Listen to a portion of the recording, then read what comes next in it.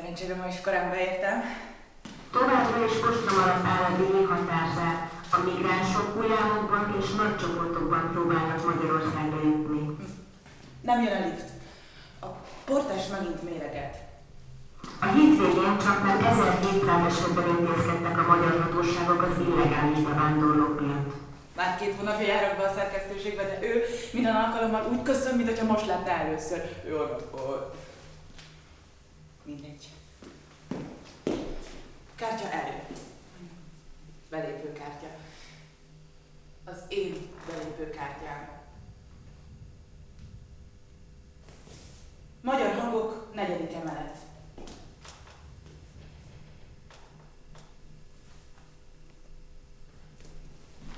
Hát, saját asztalom az még nincs. Egyelőre. De a szabad gép az mindig van. Minden reggelt úgy kezdek, hogy kipakolom a jegyzeteimet. Szeretem a szerkesztőséget. Itt van fűtés, meg ingyen kávéra, Hogy tartottam? Jegyzet. Szóval, kipakolom a jegyzeteimet, bekapcsolom a gépet.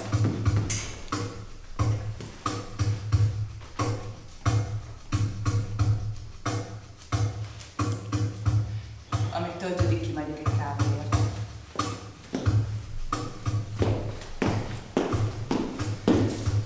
A konyha szép, fényes, és a kávé sem a legrosszabb.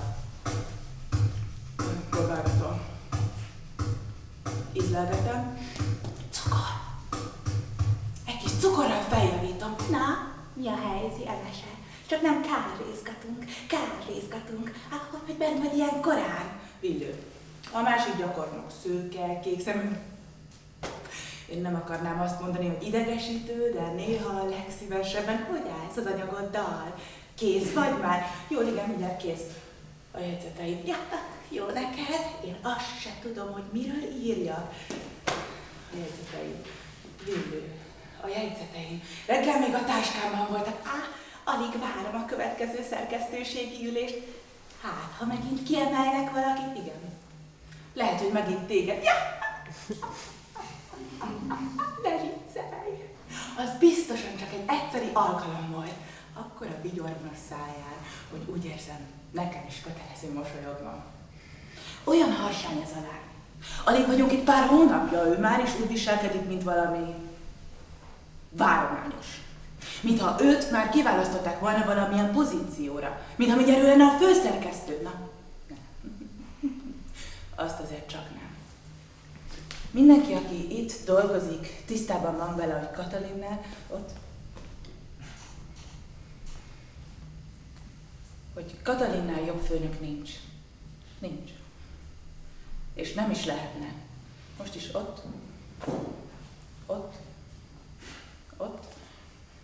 ott ül. Elmélyülve. Istenem, ez a nő fantasztikus, zseniális. És egyébként is hogy lettél jól kinézni 40 felett, nem? Vagy Katalin, vagy senki. Pisilnem kell.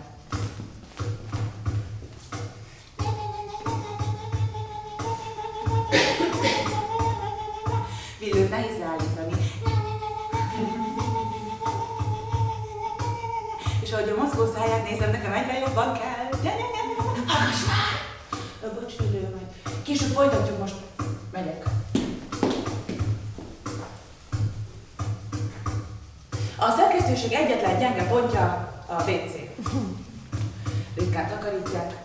Ráadásul éppen pár hónapja fel is vagyok fázva, úgyhogy elég sűrűn kell látogatnom.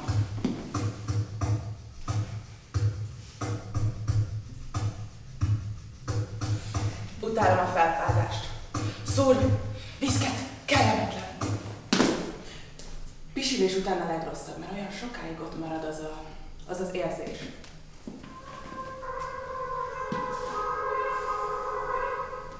Kedden megyek Dokihoz. Remélem belír valamit. Bekapcsolt a gép.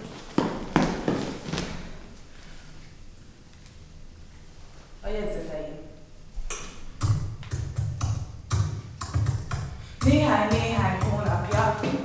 Néha segít, hogyha hangosan olvasom azt, amit írok. eszméletlen fiatal nőre bukkantak, a terész körúton bukkantak, extazi, eszméletlen, egy óriási madár. Nyomozás nem indul.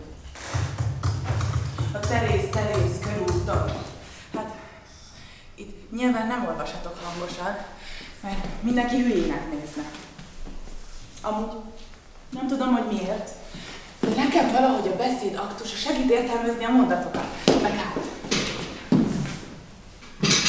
Jó is kipróbálni, mert majd előbb-utóbb valakinek úgyis fel kell őket olvasni a kamera előtt. Élő adásban. Na az valami. Az egy olyan összeszedettséget igényel, hogy ott ülsz, szögényenes gerinccel, vállaid leengedve. Lazán, de mégis feszesen. És úgy mondod ki azokat a többszörösen összedett mondatokat, mint hogyha a világ legtermészetesebb dolga lenne, Istenem! Hát, én erre egyszer képes lennék. Esküszöm, soha nem akarnék más csinálni. Jól vagy, Emese, 20 perc csak a monitor bávolod, csak mondom. A szóróérzés visszatér. A jegyzeteim otthon, vagy ki tudja hol, villőt meg legszívesebben.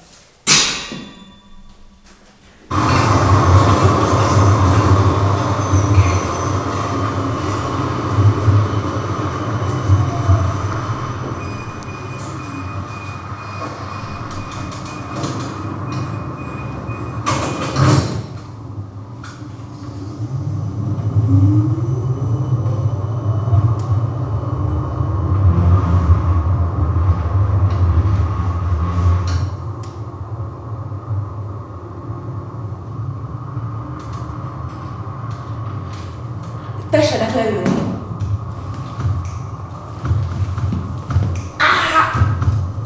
Hát hova? Hova menjek arrébb? Velünk parti. Nagyon hangosak ezek a nénik. Beszélgetnek mindenféléről. A tömegről. Arról, hogy lassan olyan drága a trapista sajt, mint a csedár, úgy mondják cseddar. Pedig hát kuponokkal vásárolnak, kivagdossák őket az újságból Néha azt kívánom, hogy bárcsak nekem is lett volna egy nagymamám. Hát, olyan, akitől az ember megtanulja, hogy hogyan ne halljon éhen.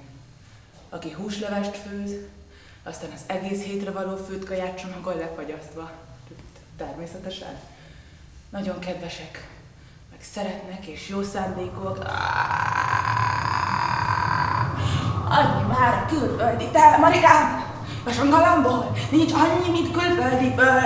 Engem néz, a mieink, tehát azok már elmennek. A Zsuzsika is. Ő is Londonban van már, inkább ott mosogat. Mint hogy itthon járná ki a főiskolát. Nagyon hangosak ezek a nénik. Azon a hány. Azok meg nem, ide születnek, nem ám, hanem pirikém. Álmoda! Elnézést, jeleznék. Sorry. Bocsánat.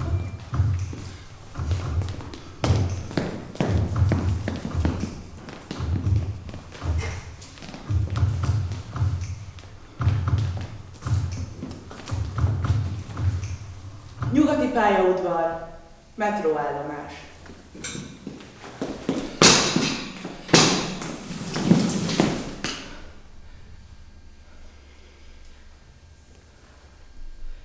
Levegőt.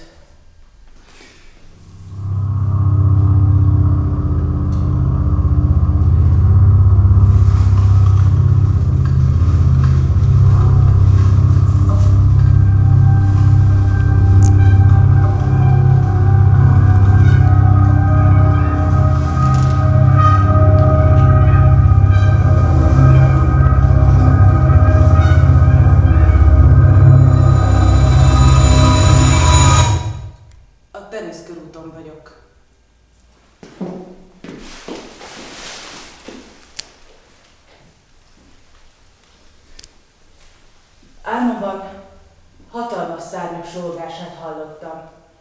A függöny mögül, mintha egy tüzes szempár. Egy óriási madár szemei néztek volna vissza rám. Sikoltani akartam, mozdulni. Az óriási sas elindult felé, és mielőtt elmenekülhettem volna, széles fekete szárnyaival betakadt. A hatalmas szárnyak alatt teljes volt a sötétség.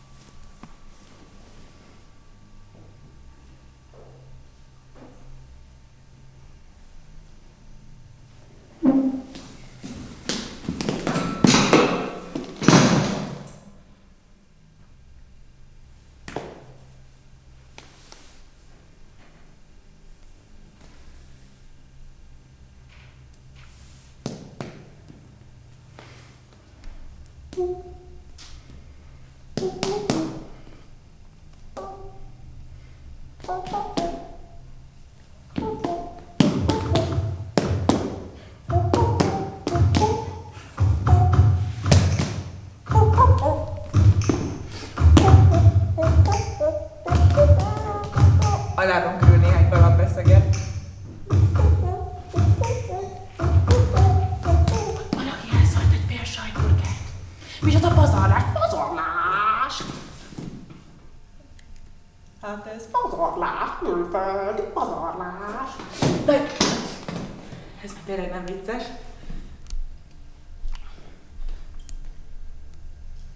Fáradt vagyok. Kávé.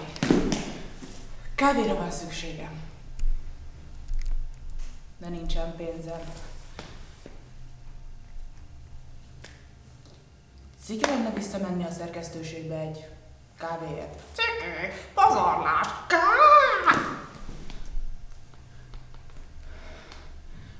Lélegezz.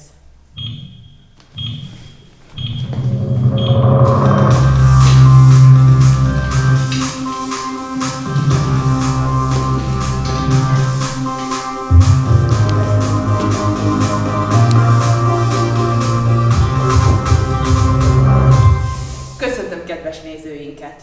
Esti híreink következnek. Soha nem született még olyan kevés gyerek Magyarországon, mint az idén.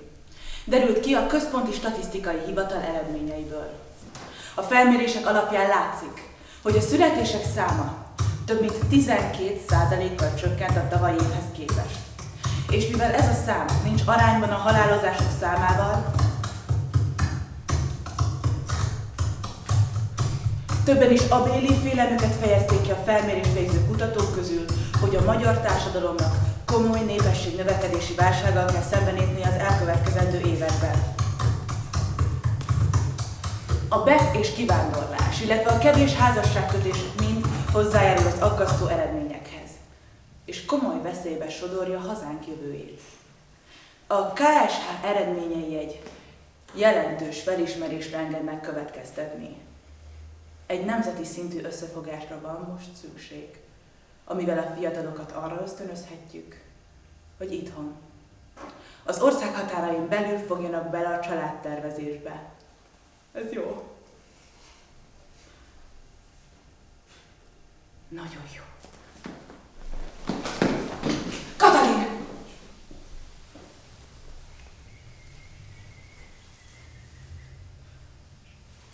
Nem szabad megzavarni.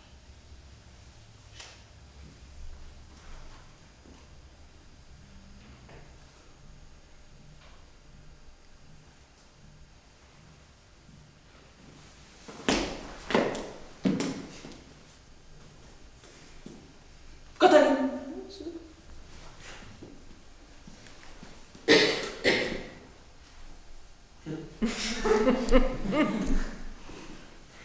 Az a koncentráció, az a figyelem. Egyszer én is így szeretnék majd dolgozni, hogy megszűnjön körülöttem a világ. Fókuszáltam minden porcikámat odaadva a sztorinak. Katalin! Mondja el mese. Végül csak egy pillanatra néz fel a monitorjába, de az pont elég, hogy elmondhassam. Van egy zseniális ötletem. Ezt nem pont ennyire magabiztosan mondtam, de azt is mondtam, nyissa majd meg az e-mailjeit, mert várni fogja ott tőlem egy kis Meglepetés. Ez viszont szó szerint így szalad ki a számon. De hát, ez egy jó anyag. Egy jó ötlet. Komoly, de befogadható. Örökzöld kérdés, most különösen aktuális. Egy nemzeti szintű összefogásra van most szükség, amivel a fiatalokat arra ösztönözhetjük, hogy itthon, az ország határain belül fogjanak bele a családtervezésbe. Esküszöm, ha ez összejön, veszek magamnak egy zabteljes láttét. Köszönöm, Emese. Megnézem. Megnézi. Na, mi a helyzet? Csak nem te is küldtél neki valamit? Hogy én is. Mert még ki más? Mit vigyorog? Jaj, tudod, már hetek óta agyalok ezen a sztorin, ez az egész cirkusz, a terhesség megszakítások körül. Hallod? Kikészült ez az egész. Úgy éreztem, muszáj vagyok vele valamit kezdeni. Aha. Ja, érdekel. Igen, aha. Na figyelj, akkor most kapaszkodj meg.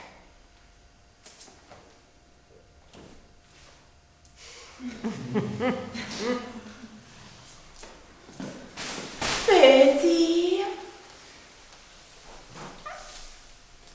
Az élet kopogtat a mélyfalon.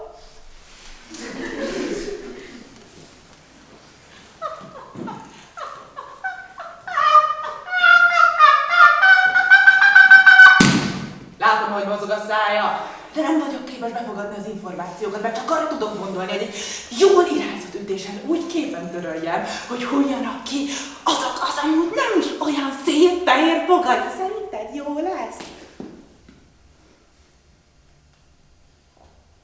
Igen. Szerintem nagyon jó lesz.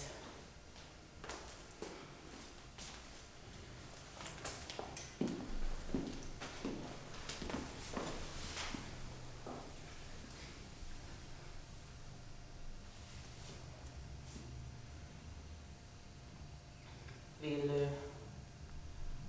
Hát persze. Megint villő. Kitalálok valamit. Ő is megcsinálja.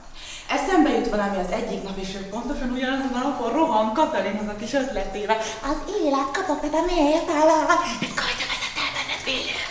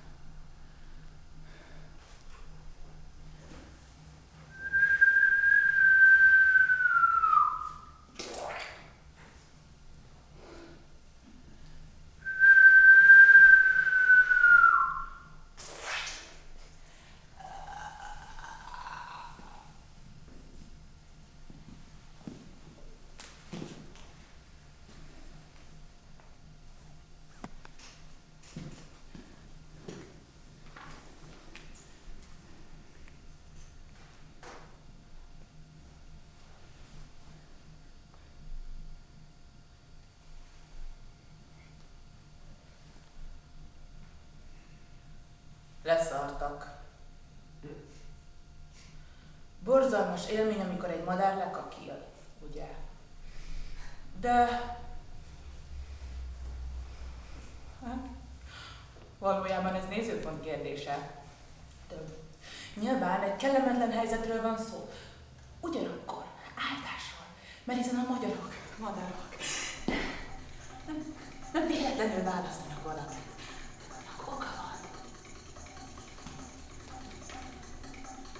Lehet, hogy ez azt jelenti, hogy hát végül is köztudott tény, hogy a madárszar szerencsét hoz. És hát duplán. Ez nem lehet más, mint egy ilyen. De mire?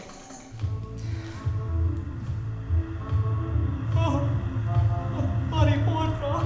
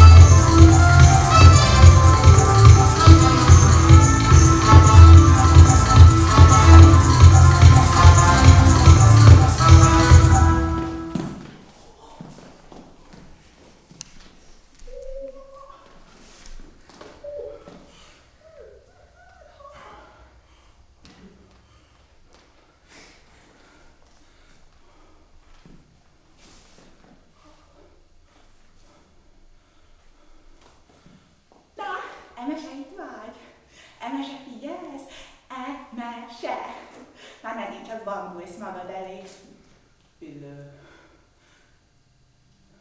Hát persze. Megint villő. Mondjad. És mondja, emese! Csak gondoltam, erőságolom. Katalin, ámen!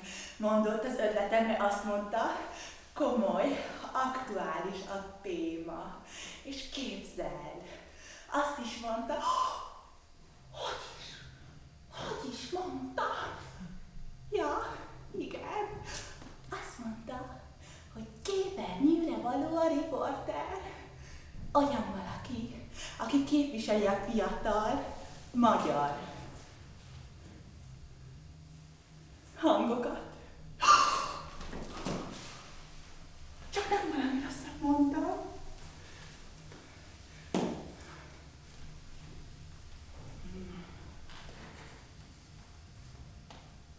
Kell egy kávé.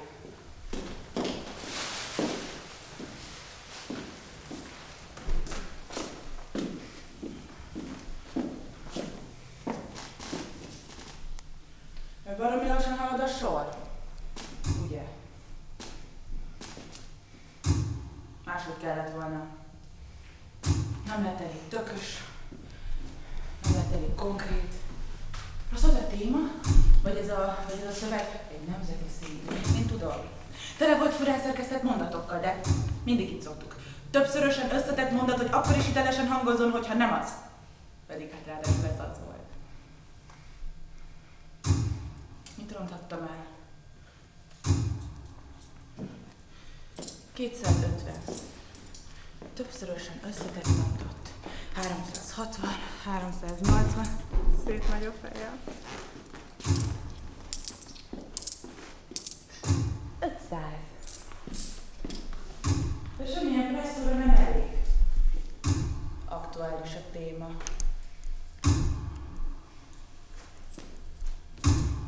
Mi ez a kopogás? Biztos az arcok verik ki. Abból a micsodából. Rossz volt a téma. Hogy ez a szöveg. Mi a szarek tüfölik azt az arcot megállás nélkül?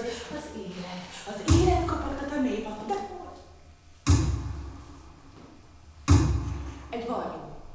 egy varjú kopogtat az ablakon. Olyan erővel mindjárt kitöri a nyakát. Ez a madár nem nyugszik, csak üti, csak kopogtat. Ízolott legyen rám, túlszagú a pénztől. Az a madár meg nem nyugszik, csak üti, csak kopogtat.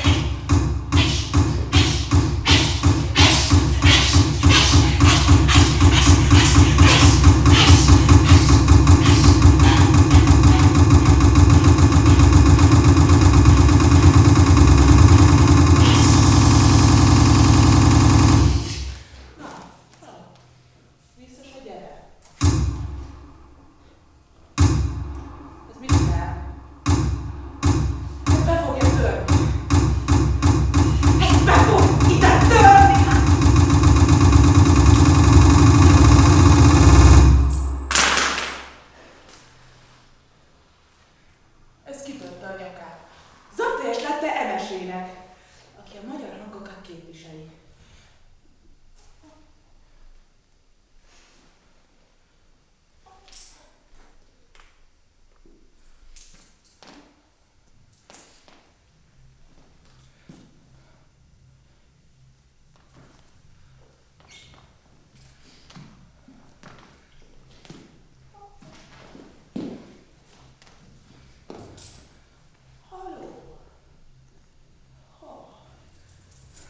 Másik emese?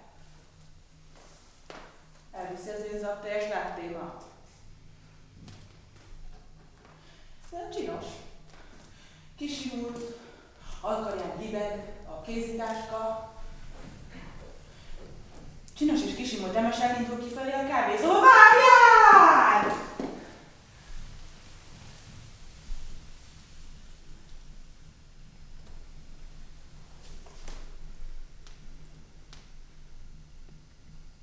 Eltűnt a láttép. A varjú nincs már az ablak alatt. Az a kalap.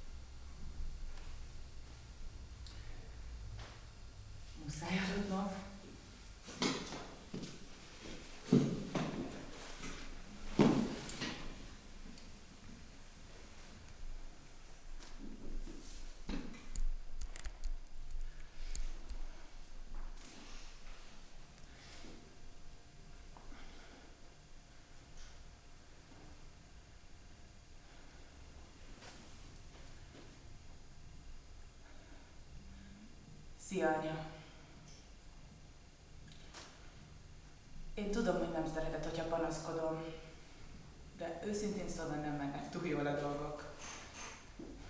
Mindenki ellenem van.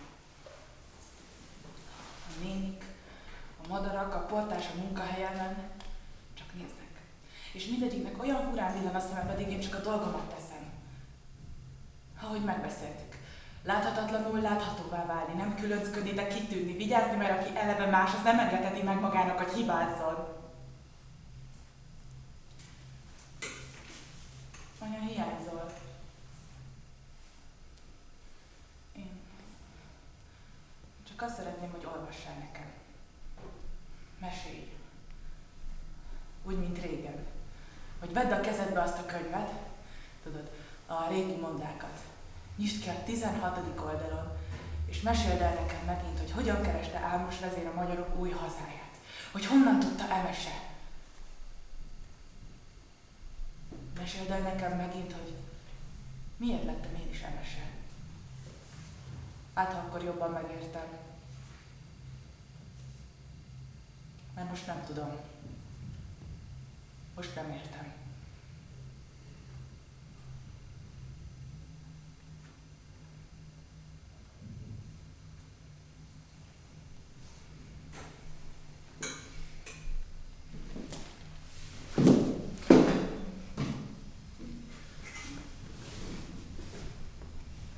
Katalin!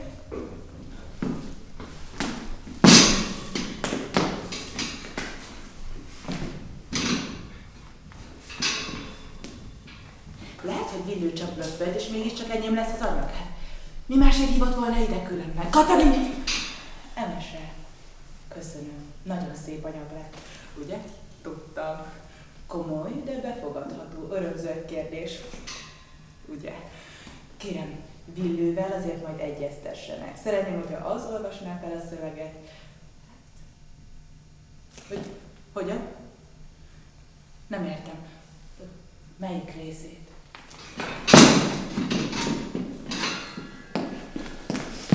Hogy ki olvassa fel? Villő. Emese. Nézze. Villő kamerakész. Én ezt a maga érdekében mondom, ez lehet nem az ön útja. Legalábbis itthon nem. Próbálkozom másfele. Írhatna mondjuk. De hát néhányan hasznosabbak vagyunk az íróasztal mögött. Ja.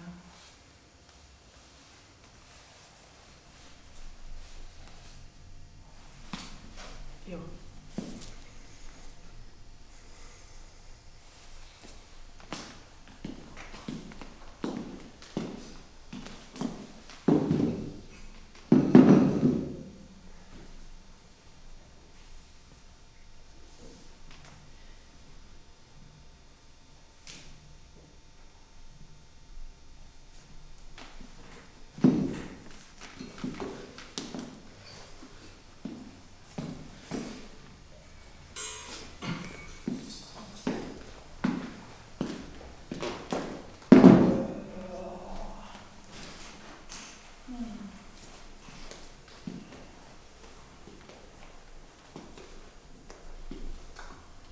Mi a panasza? Hát...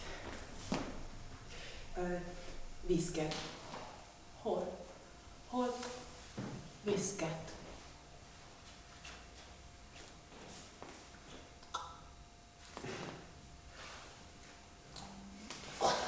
Ott viszket. Utolsó menstruáció ideje. Védekezik? Hogy miért nem? Szent fogamzásgátlót?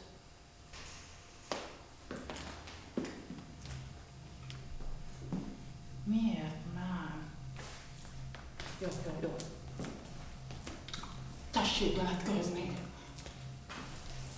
Csak egy feszülő stopp van rajtam. Nem baj. Akkor ebben az egyszer izében fogom megtenni ezt a 2 métert a fülkétől a székig.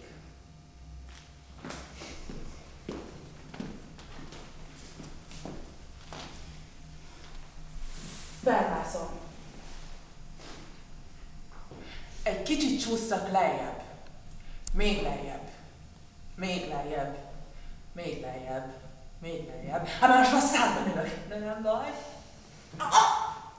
Kármi volt a számom. Én nem véletlenül nem járok nőgyógyászhoz. Ez az egész terpeszkedős műfaj, ez nem az én világom. Na, és maga hova valósi? Cseleg. Budapest, cselegek. Jó, de hogy mikor tanult meg ilyen szépen magyarul? Hát erre mit mondhatnék? Magyar vagyok. Tényleg? Jó. Nézd a plafont, csukd be a szemed. Emese, igaz? Igen. Van egy csúnya kis folyásra, elküldjük tenyésztésre. Jó, akkor most már lemászhatok? Ezt egy egyszeri antibiotikumos kúra megoldja. Mikor is menstruált utoljára? Jó. Kéne csinálnunk egy HCG tesztet, hogy megnézzük, nincs ott valaki. Ki? Valaki.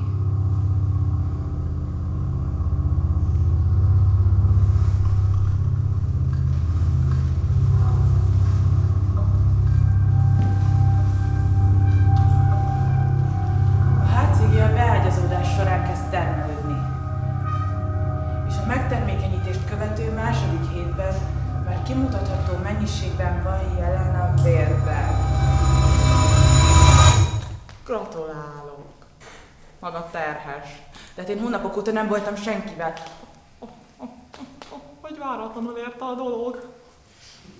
Jó, akkor jöjjön vissza 3 nap múlva, addig gondolj át, hogy hogyan érez a terhességével kapcsolatban. Azt hiszem felöltöztem.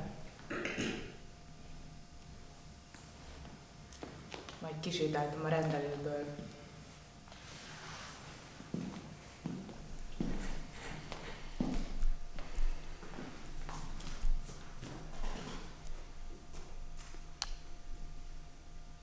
Csak akkor tértem magamhoz, amikor az arcomba csapott a jeges levegő. Felszálljak a villamosra? Nem. Lejárt a bérletem. Sétálok. Hát, ha van ott közben egy gyógyszertár.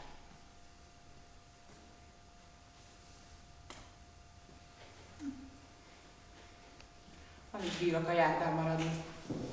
A bakancsomat vettem föl, ez a cipő. Ez át fog ázni. Le fog válni az orra. Már most is, mintha válna el a testétől.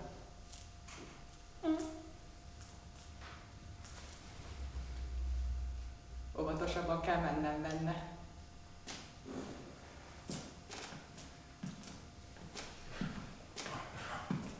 Mi az? Mit nézel? Ki vagyok? Ki vagyok ezektől a galamboktól? Mit akarsz? Néhány hónapja eszméletlen fiatal nőre bukkant a ciki! Mi a ciki? A terész körúton egy óriási madár betakart. Varjak. Felgyorsítom a lépteimet. Ezek meg itt totyognak körülöttem. Némelyik felfelnéz, miközben azt mondja, Ciki! Ciki! Ciki! Ciki! mi a ciki? Te jobban csináltad volna? Ciki! Ciki! Ciki! Ciki! Ott a gyógyszertár. Oda kell jutnom, le kell ráznom őket. Ciki! Ciki! Ciki! Ciki! Ciki! Ciki! Ciki! Ciki! Ciki! Ciki! Ciki!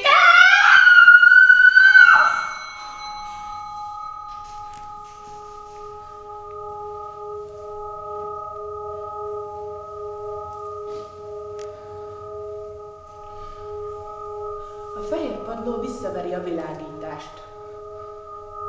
Minden tiszta. Gyógynövényes szagú. A hófehérbe öltözött gyógyszerészfiú barátságosan mosolyog. Visszamosolygok rá. Nem? Inkább nézelődöm. Ide bent biztonságban vagyok. szép rendben áll a helyén. A jobb oldali polcok alján gyógynövényes teák, felettük a vitaminok. Bal oldalt pedig naptejek, tusfürdők, börtöngyászok által tesztelt tusfürdők. Jaj, csak bele engedjék ide őket! Mégis mennyien járnak ide? Can I help you? A gyógyszerész fiú barátságos, látszik rajta egy jó indulatú. Ezt a kúpot szeretném kiváltani. Kicsit zavarba vagy, amikor meghallja, hogy magyarul beszélek. Ciki. Na. Ezt most én mondtam?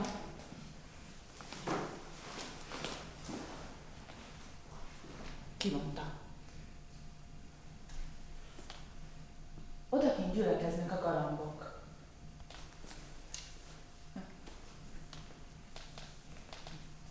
A gyógyszerész fiú elmondja, hogy a Cooper majd holnap kell visszajönnöm. Egyben készítik. Azt is elmondja, hogy hányszor és mikor helyezzem fel azt a kis töltényt a hüvelyembe, amit ő maga fog megkotyvasztani ott hátul a laboratóriumában. Ciki. Türelmetlenül hajlonganak a galambok, mint hogyha az óráikat néznék. Még valamit? Egy terhességi tesztet, ne legyet. Megremeg a kezem, miközben a legolcsóbbat. Miközben lehúzza a vonalkódot. 8360 forintot szeretnék kérni.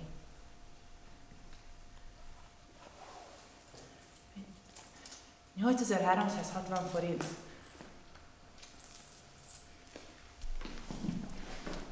Köszöntöm kedves nézőinket!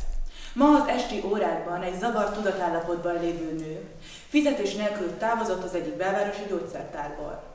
A nő összefüggéstelen mondatokat kiabálva, rohanva hagyta el a helyszínt, miközben testét és egész fejét védte egy várhatóan bekövetkezendő galambinváziótól tartva. Rendőri intézkedés nem történt. Riporterüknek az érintett a következőket nyilatkozta. Nem tudom, hogy hogyan jutottam ki a gyógyszertárból, és hogy sikerült őket leráznom. Csak azt tudom, hogy rohantam, hogy nem néztem se az eget, se a földet, mert tudtam, hogy mindenhol ott vannak, mindenhol. És már a baklyok is, a házaknak a tetején, meg az utcai lámpákon. Megint a Terész körúton vagyok.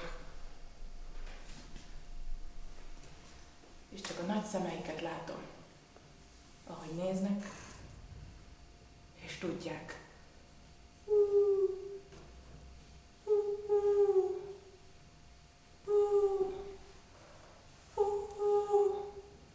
Közben a bevándorlók a csempészek segítségével egyre agresszívebben semmit sem tisztelve próbálnak átjutni a határzáron.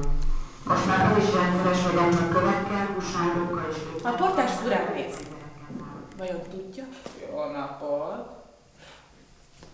Mert jó napot! Reggel van! Hallom már, vagy? Magyar hangok, 4. emelet.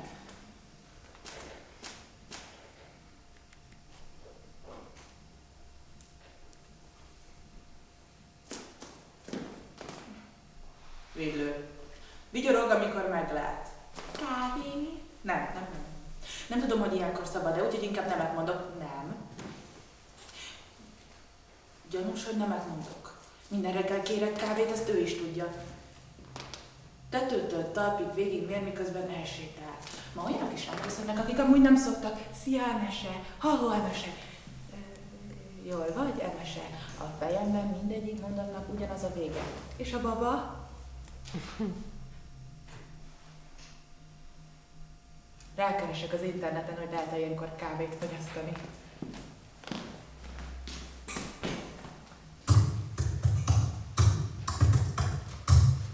Jó ötlet a terhesség ideje alatt csökkenteni a koffeinveridályt, amennyire csak lehet. Mert még kisebb mennyiségben is hatással lehet a bobára.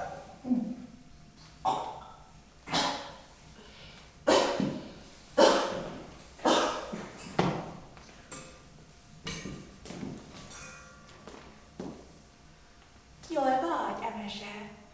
Bezárom a keresőt, mi van, hogyha látta? Kitörnöm az előzményeket, különben mindenki tudni fogja. Olyan sápat vagy. Jó vagyok, ülő, csak egy kicsit fáradtam. Sóhajt egyet, majd tovább áll. A kezében ott kőzölök az a kávé, amit én nem kértem. Kivételesen pont ma nem. Ő is tudja.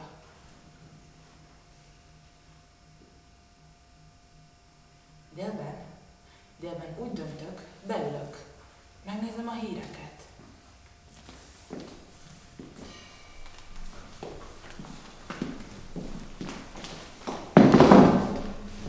Élő adás.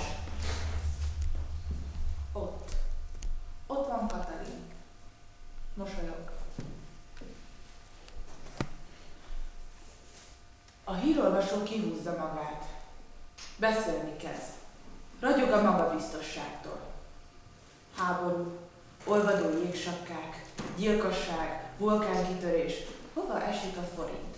Több 10 000 nő esett teherbe az Egyesült Államokban nem erőszak miatt. Ölbrendőrséggel a galambok ellen.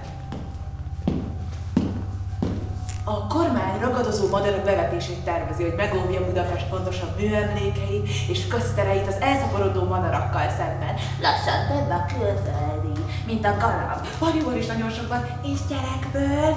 Soha nem született még olyan kevés gyerek Magyarországon, mint idén.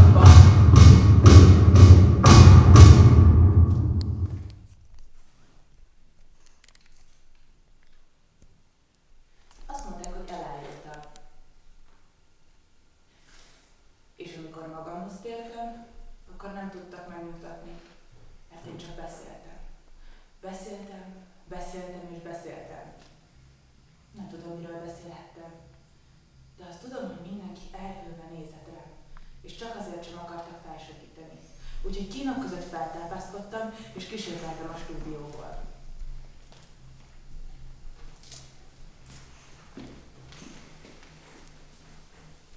Ma a Dunapart mentén sétálok haza. Sötét van. És a hullámokat csak a parlament fényei világítják meg. Az épület fölött meg köröznek a madarak.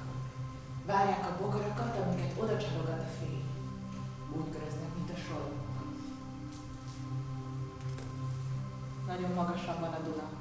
Csoda, hogy ki nem önt. Azt kéne még.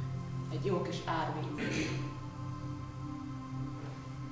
Már elhaladtam a parlament mellett, és mintha még magasabb lenne a víznek a szintje. Egy kicsit közelebb megyek.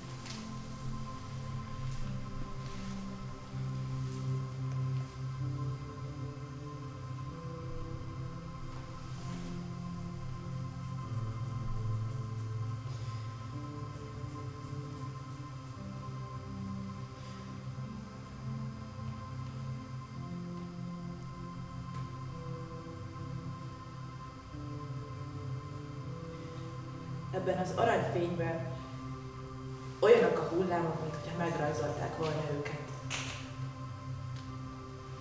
Fekete tintával, egy újrahasznosított papírra. Mozgó, csalogató. Fekete hullámok.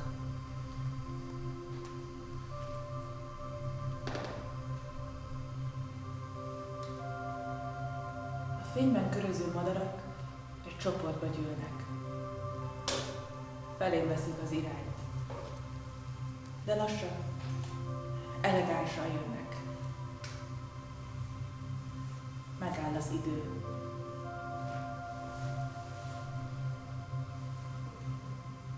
A hófehér madarak puha szárnyaikból széket formáznak, és felemelnek.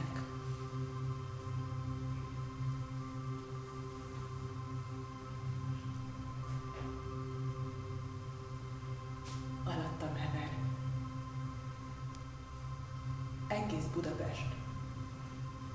Alattam folyik a megduzzadt Duna.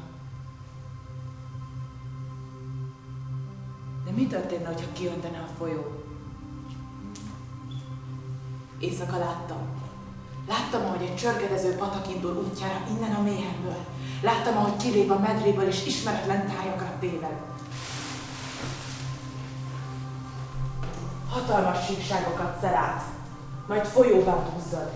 Irdatlan, megállíthatatlan folyamá bővül, és otthonra talál.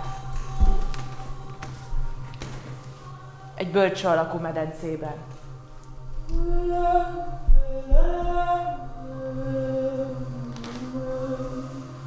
A folyó elején termékeny földeken csurgadoznak, nyomukban pedig gyönyörűséges fiatal fiúk és lányok szökkenek elő a talajból. Ekkor jeleztél először. A küldetés megkötetett. Megtartalak. Én a tiéd, te pedig az enyém. Ketten leszünk mostantól. Ketten biztonságban. Ide bent nem bántalak senki.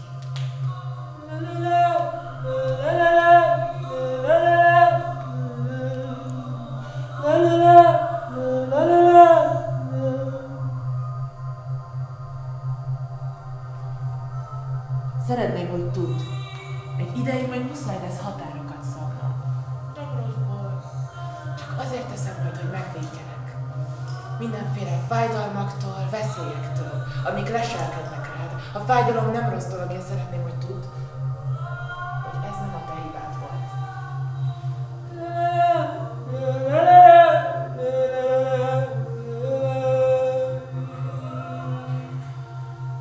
Szeretném, hogy te úgy nőhess fel, hogy ne kelljen félned. Ezt érted? Hogy legyen meg a kis fészked, ahol felkészülhetsz. Ugyanis neked feladatod van. Hasznos leszel. Azért vagyunk, hogy hasznosak legyünk. És van még mit változtatni. Van még mit formálni ezen a világon.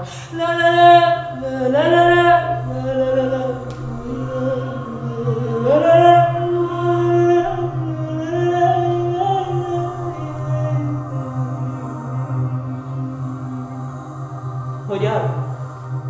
Meséljem el ezredjére. Jó, elmesélem. Azt jelenti az álmod, édes lányom, mondta a bölcs öregember, hogy neked egy fiacskát fog születni, és az felkerekedik a magyarokkal. És mint az ezüstpatak megy napnyugatnak, azért megy, hogy új hazát találjon. Az új haza szebb lesz, mint ez a mostani, a patakból folyam, ahogy álmodtad, leányom. A kis magyar seregből pedig mire az új hazába ér fiad, erős, nagy nemzet lesz!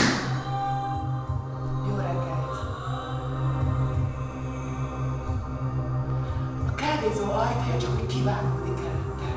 A hátam mögött vagy egyszerre 50 kaland szalutál, és a nevemet kántálja.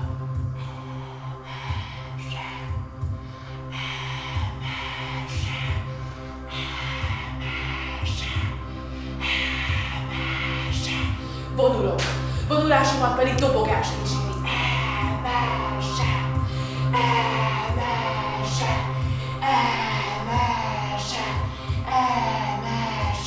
Arcom, mint a babamolosi szoknya, magas sarkú blézerben, bépószer beszól, hogy én nem látom, hogy hol van a sor vége, úgy látszik egyedül neked nem esett, hogy én ki vagyok.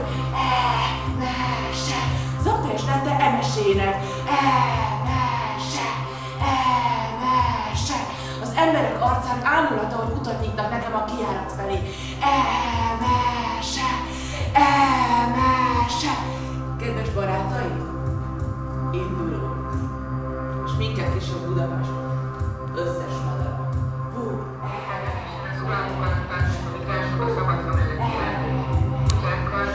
Nem, ma nem, biztos, hogy nem, még hogy én köszönjek nekem előre. A lift egyenesen belemítem egyedülre.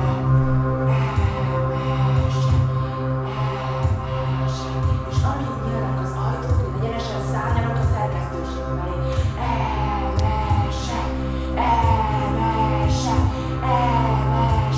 Ott van Katalin, ott, nem is normálisan megy az élő adás. Véletlen. Egyes kamera forog.